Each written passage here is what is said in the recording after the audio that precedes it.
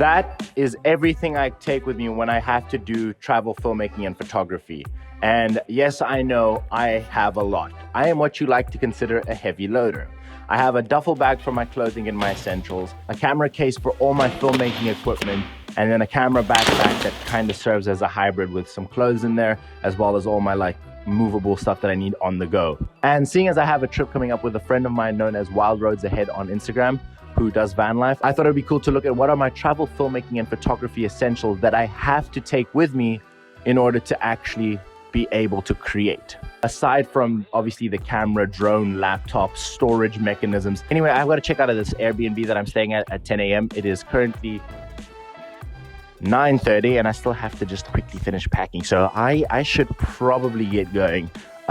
We'll talk more when I'm outside of the van.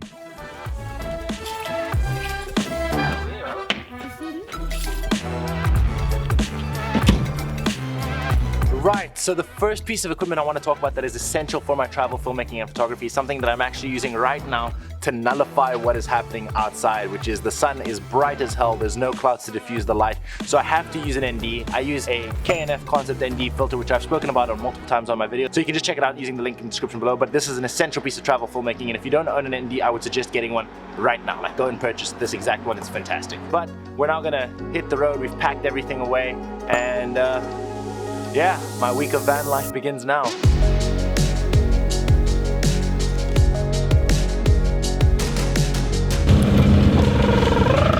She makes these weird noises. Just sometimes.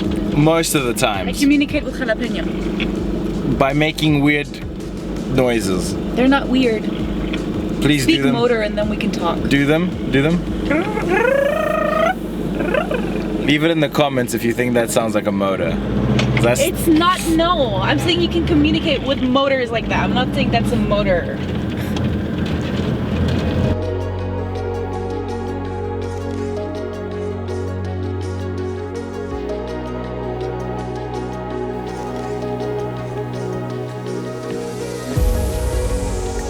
So we arrived in this place in Albufeira, and to be honest, we parked, we discussed the plan for the week, and then I just basically had to finish off some work, so I've been inside working. But I am gonna go for a walk now because I like to walk, and we're gonna talk about the items that I think are essential for travel filmmaking and photography. But before we go to our walk, let's talk about one of the most essential items I think you should have, and that is a power bank. If you used to play Pokemon Go, you probably own one of these because, let's be honest, Pokemon Go chowed through the batteries.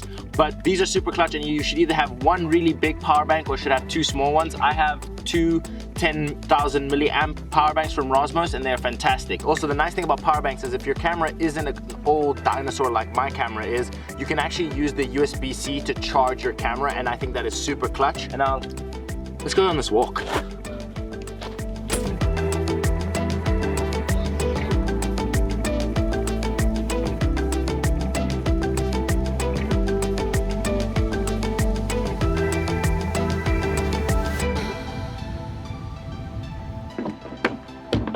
Right, so Praia de Pena is where we are right now, the exact beach. I just found out by walking to the beach and seeing a giant billboard that said Praia de Pena, and it is absolutely beautiful. I've been walking up the boardwalk heading towards the beach, and the views are stunning. Sunset is absolutely beautiful. I love sunset more than I love sunrise because I can't get up for sunrise. But if you live in Portugal, if you're visiting Portugal and you want to go to a place, I'm gonna leave the link for this place in the description so you can come and visit.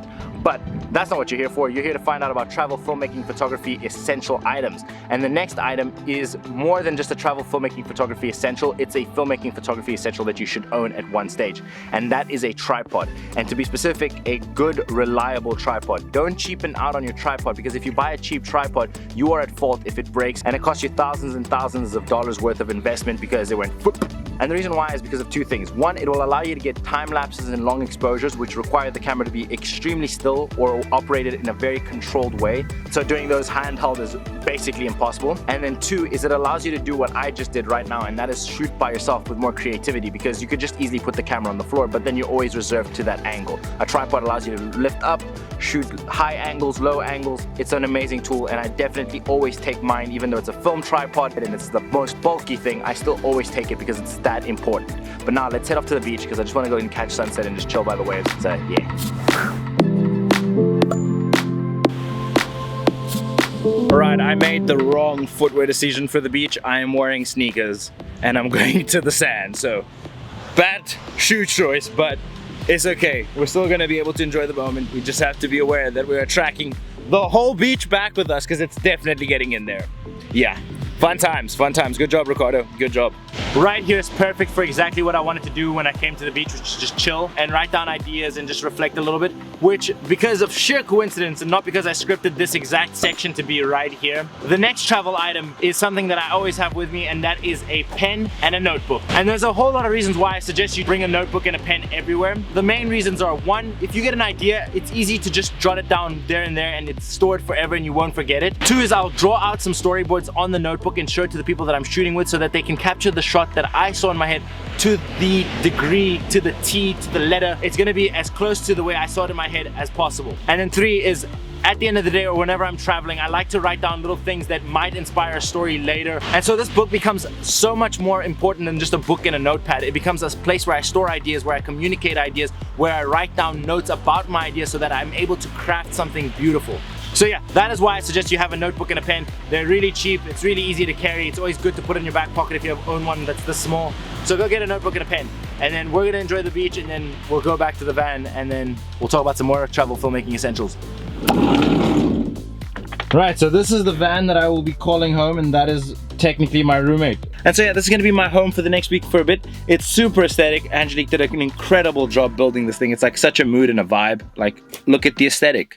Can we appreciate it? But I want to speak about the one issue that this van has for travel filmmaking and photography, and that is that it's too dark for travel filmmaking and photography.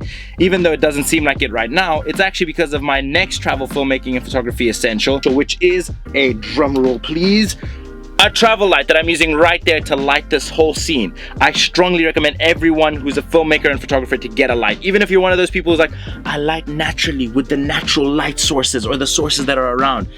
Or I have a Sony and so therefore I can see in the dark. Strongly recommend getting a travel light. Now I use the PhotoX Nuada S. I believe it's still being sold now, but if it's not, there's some great lights by Aperture that you can get. There's some great lights by Lume-Cube. You can look around and you can get ones that suit your budget and your needs, but they're a fantastic piece of kit and they're super portable, so I strongly suggest you get one. Now I'm gonna go set up my little corner to do some editing, and then we're gonna jump into discussing the final travel filmmaking and photography essential that I think is crucial to have. Gonna snap my fingers and we'll be there. Setup complete. Now let's get into my final travel filmmaking photography essential, which I think is one of the most clutch yet underrated tools to always have with you, and that is an extension cord. In this van, for example, there's only 2 sockets. That is 2 sockets too little. So I have an extension cord which gives me the ability to plug in this whole lighting setup that is allowing me to make this YouTube video. And if I didn't have the extension cord, I would be screwed, which is why I think having an extension cord is super key and why it always travels with me in one of my bags. Now here's a bonus piece of equipment that you should always have with you, and that is a travel adapter. Travel adapters are super clutch because not all countries decided to use the same plug socket or electricity style. So having a travel adapter allows you to actually be able to charge your electronics that allow you to do your job. So yeah, that is my final travel filmmaking essential. Let me know in the comments below what your filmmaking and photography essentials are. They don't have to be related to travel filmmaking. I just want to know, aside from obviously the camera, lenses, memory cards, things that actually are required to make a movie. Let me know because I am super interested. Before I sign off, I just want to say please go follow Wild Roads Ahead on Instagram, YouTube. She's creating amazing van life content. So if you're interested in van life, the van that I will be living in for the next week, do check her out. Also, if you want to show some love to this video, don't forget to like, share, subscribe, you know, all that funky, funny stuff. Feel free to join the Cineric Film Crew by hitting that subscribe button right now. Thank you so much. You're an absolute bloody legend. Anyway, I hope you have, are gonna have, or have had a fantastic day, depending on where in the world you are right now. I love your faces. Goodbye.